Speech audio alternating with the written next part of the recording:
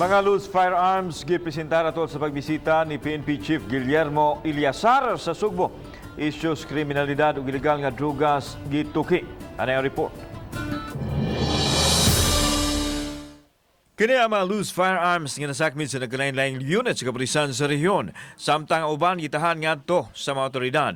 Gipresentar kini kang PNP General Guillermo Ilyasar. Sa pagatubang sa mga tigbalita, iyang gipanghimugatan ang kampanya batok sa kriminalidad, ilabi na ang suliran sa ilegal nga drugas. Ning bago lang sunod-sunod ang kalampusan sa kapulisan nga nakasakmit og kinilong shabu, gingong gikan sa bilibid ang tinubdan.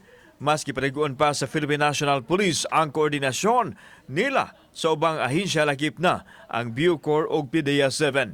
As you can see, talagang yung ating mga major units, not just editorial units, particularly the PNP Drug Enforcement Group, nagsasagawa ng tuloy-tuloy na operasyon at puro mga high-value targets na ang ating nakukuha.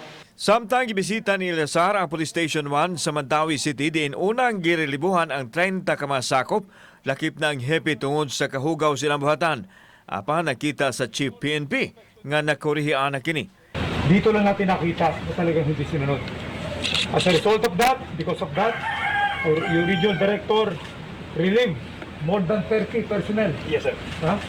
While being investigated, iyas na. Samtang gibisita usab ni Ilyasar ang Talisay City Police Station.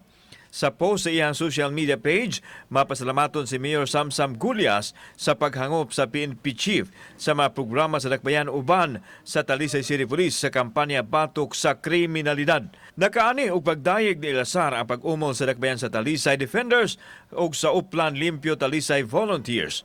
Subay sa mga programa, gipahibaw sa mayor sa PNP Chief nga malampuson ang ilang pagpugong sa pagkatap sa ilegal nga drugas sa dakbayan. Kauban si Cleofer Lumayag, ako si Alan Domingo. Balitang Bisdak.